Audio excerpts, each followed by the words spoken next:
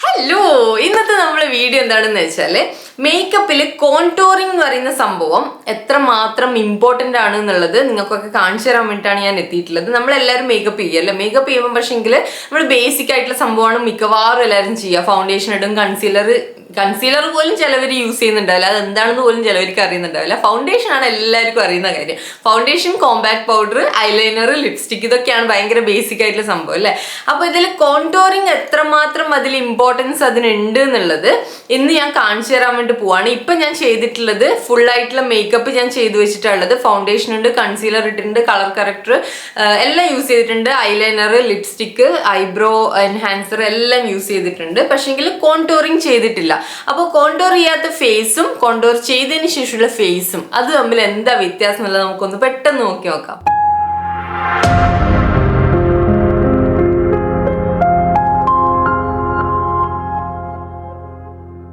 അപ്പൊ കോൺടോർ ചെയ്യാൻ വേണ്ടി ഞാനിവിടെ കെ ബ്യൂട്ടിയുടെ കാരമൽ ഫോക്കസ് എന്ന് പറഞ്ഞിട്ടുള്ള കോൺടോർ ആണ് എടുത്തിട്ടുള്ളത്. ഇതാണ് എൻ്റെ സ്കിൻ ടോണിന് കറക്റ്റ് ആയിട്ടുള്ള ഒരു കോൺടോർ. നമ്മുടെ സ്കിൻ ടോണിന് ഒരു 2-3 ഷെയ്ഡ് ഡാർക്കർ ആയിട്ടുള്ള സാധനം വേണം കോൺടോറിന് വേണ്ടിയിട്ട് എടുക്കാൻ വേണ്ടിയിട്ട്. അപ്പോൾ അത് എടുത്തിട്ടുണ്ട്. അപ്പോൾ എനിക്ക് എല്ലാവർക്കും അറിയുന്ന പോലെ ഇതാ ഇവിടെ ഡബിൾ ചിന്നുണ്ട്. അപ്പോൾ കോൺടോർ ചെയ്യുന്നത് മെയിനായിട്ട് നമ്മുടെ ഫേസിൽ നമുക്ക് ഇഷ്ടമില്ലാത്ത ഭാഗങ്ങളൊക്കെ നമുക്ക് കോൺടോർ ചെയ്ത് കളയാം. മീൻസ് നമുക്ക് കാണാണ്ടാത്ത രീതിയിലേക്ക് ആക്കി മാറ്റാം. അപ്പോൾ ഇപ്പം നിങ്ങൾക്ക് ഭയങ്കര ബ്രോഡായിട്ടുള്ള ഫോർഹെഡ് ഒക്കെ ആണെങ്കിൽ ആ ഒരു രീതിയിൽ, എനിക്കിപ്പം ഫോർഹെഡ് എനിക്ക് വലിയൊരു പ്രശ്നമായിട്ട് തോന്നുന്നില്ല. ഫേസ് എൻ്റെ നോർമലി ചെറുതാണ്, അപ്പോൾ ഫേസ് ഞാൻ ഒരുപാട് ചെറുതാക്കാൻ പോകുന്നില്ല. നിങ്ങൾക്ക് ഫോർഹെഡ് ഒരുപാടുണ്ടെങ്കിൽ നിങ്ങൾക്ക് എവിടെ വരെയാണോ കാണേണ്ടത് അവിടെ ഒരു ലൈൻ ഇട്ടിട്ട് മുകളിലേക്ക് കുറച്ച് ലൈൻ ഇട്ടിട്ട് അവിടെ കോൺടോർ ചെയ്യാൻ വേണ്ടി പറ്റും. ഞാൻ ഇവിടെ ജസ്റ്റ് ലൈനിൽ മാത്രം കൊടുക്കുന്നുണ്ട്. അത് എപ്പോഴും നല്ലൊരു നാച്ചുറൽ ഫിനിഷ് തരുന്നൊരു സംഭവമാണ്. അപ്പം ഞാനിവിടെ മെയിനായിട്ട് ചെയ്യാൻ പോകുന്ന സ്ഥലം എന്ന് പറയുന്നത് എൻ്റെ ജോ ലൈനിലാണ്. അവിടെയാണ് എനിക്ക് മെയിനായിട്ടുള്ള പ്രശ്നം വരുന്നത്. പിന്നെ നോസിൽ ചെയ്യും. എവിടെയൊക്കെയാണ് കോൺടോർ ചെയ്യാൻ വേണ്ടിയിട്ട് പറ്റുക എന്നുള്ളത് ഞാൻ കാണിച്ചു തരാം. അപ്പോൾ ഞാൻ മിറർ നോക്കിയിട്ടാണ് ചെയ്യുന്നത്. ഞാനിപ്പോൾ ചെയ്യുന്നത് എൻ്റെ ഫേസിൽ ഞാൻ പറഞ്ഞ പോലെ അങ്ങനെ ഒരുപാട് എനിക്ക് കുറക്കണ്ട. അപ്പോൾ അതുകൊണ്ട് ഞാൻ കുറച്ചിങ്ങനെ അടുത്താണ് ചെയ്യുന്നത്.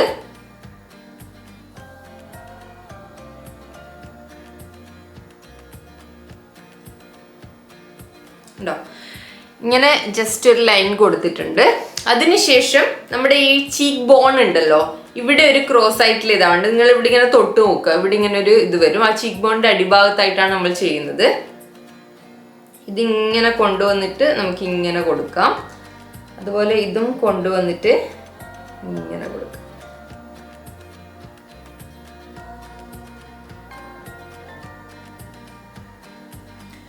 ഈ ഒരു രീതിയിലാണ് ഞാൻ അപ്പർ ഫേസ് ചെയ്തിട്ടുള്ളത്. ഇനി നമുക്ക് ജോ ലൈനിലേക്ക് പോവാം. ജോ ലൈനിൽ നമ്മുടെ ജോ ബോൺ ഉണ്ടല്ലോ, ആ ബോണിന്റെ കുറച്ചൊരു ഇതായിട്ട് ഞാൻ കൊടുക്കുകയാണ്.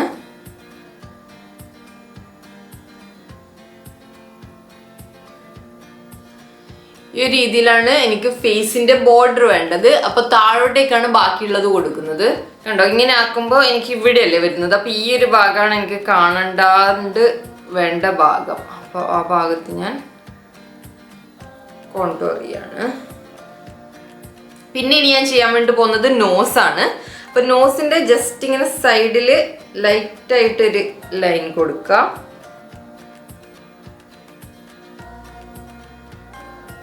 നമ്മുടെ ഈ നോസിന്റെ ഈ 2 കുഴി ഉണ്ടല്ലോ, അവിടെയും ഒരു ലൈൻ ഇങ്ങനെ കൊടുക്കാം. വേണമെങ്കിൽ നമുക്ക് നോസിന്റെ ഈ ഒരു ഭാഗത്തും വേണമെങ്കിൽ കൊടുക്കാം. നമ്മുടെ നോസിന്റെ ഹോൾസ് ഉണ്ടല്ലോ, ആ ഹോൾസിന്റെ ആ ഭാഗത്തും കൊടുക്കാം. അപ്പൊ ഈ ഒരു രീതിയിലാണ് കൊടുത്തിട്ടുള്ളത്. പിന്നെ നമുക്ക് ചെയ്യാൻ വേണ്ടി വരുന്നത് ലിപ്പിന്റെ ഈ ഒരു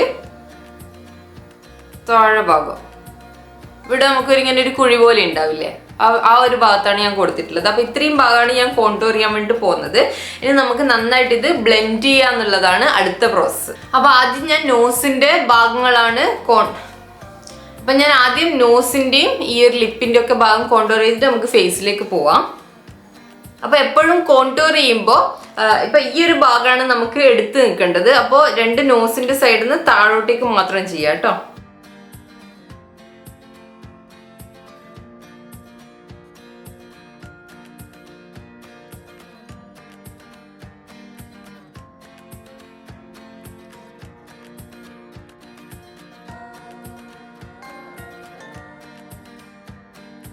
അപ്പോൾ നോസിൻ്റെ സൈഡും അതുപോലെ ലിപ്പിൻ്റെ അടിഭാഗവും ഞാൻ ചെയ്ത് കഴിഞ്ഞിട്ടുണ്ട്. നിങ്ങൾക്ക് ഡിഫറൻസ് ഇപ്പം തന്നെ മനസ്സിലാവുന്നുണ്ടാവും അല്ലേ? എൻ്റെ നോസിൻ്റെ ഈ ഒരു ഭാഗം നന്നായിട്ട് ഹൈലൈറ്റ് ചെയ്യാൻ ഇവിടെ എന്നിട്ട് ഹൈലൈറ്ററാണ് പിന്നെ അപ്ലൈ ചെയ്യുന്നത് കേട്ടോ. ഇനി ഞാൻ കോൺടോറിങ്ങിനെ കുറിച്ചിട്ട് മാത്രമാണ് പറയുന്നത്.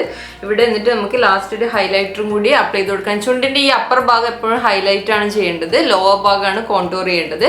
അതുപോലെ നോസിൻ്റെ നമ്മുടെ ഈ കാണുന്ന ഈ മിഡ് പോർഷൻ എപ്പോഴും ഹൈലൈറ്റ് ആണ്, രണ്ട് സൈഡ് എപ്പോഴും കോൺടോർ ആണ് ചെയ്യുന്നത്. അപ്പോൾ ആ രീതിയിൽ കോൺടോറിങ് ഞാൻ ഇതാ ലിപ്പിനും ഇവിടെയും ചെയ്ത് കഴിഞ്ഞിട്ടുണ്ട്. ഇനി നമുക്ക് ബാക്കി ഫേസിൻ്റെത് സ്റ്റാർട്ട് ചെയ്യാം. ഫേസ് സ്റ്റാർട്ട് ചെയ്യുമ്പോൾ എപ്പോഴും മുകളിലേക്കാണ് ചെയ്യുന്നത് കേട്ടോ, താഴോട്ടേക്ക് വരരുത്.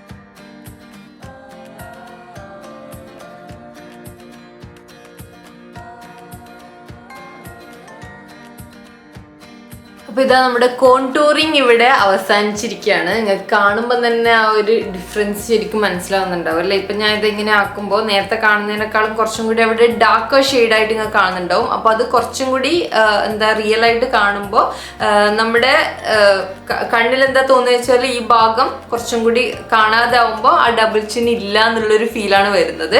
അപ്പോൾ ഇവിടെ ഞാൻ ഒരുപാട് അങ്ങനെ ഞാൻ കൊടുത്തിട്ടില്ല, കാരണം എനിക്ക് എൻ്റെ ഫേസിൻ്റെ ബോർഡർ എനിക്ക് ഭയങ്കര ഇഷ്ടമാണ്. അങ്ങനെ എനിക്ക് മാറ്റണം എന്നുള്ളൊരു ഫീൽ വരാറില്ല, അതുകൊണ്ടാണ് ഞാൻ ലൈറ്റായിട്ട് മാത്രം കൊടുത്തത്. എപ്പോഴും കോൺടോർ ചെയ്യുമ്പോൾ ശ്രദ്ധിക്കേണ്ട ഒരു കാര്യം എന്താ വെച്ചാൽ നന്നായിട്ട് ബ്ലെൻഡ് ചെയ്തിട്ടുണ്ടാവണം. ബ്ലെൻഡ് ചെയ്യാതെ അവിടെ ഇങ്ങനെ ആ ലൈൻ ഇട്ട് അതേ രീതിയിൽ കിടക്കുകയാണെങ്കിൽ ഭയങ്കര ബോറായിരിക്കും. എപ്പോഴും നല്ലതായിട്ട് ബ്ലെൻഡ് ചെയ്തിട്ട് കൊടുക്കുക. അപ്പം ഞാൻ ആദ്യത്തെ എൻ്റെ ഫേസും ഇപ്പോൾ കോൺടോർ ചെയ്തതിനുള്ള ഫേസും തമ്മിലുള്ള ആ ഒരു ഡിഫറൻസ് ഞാനിപ്പോൾ കാണിച്ചു തരാം.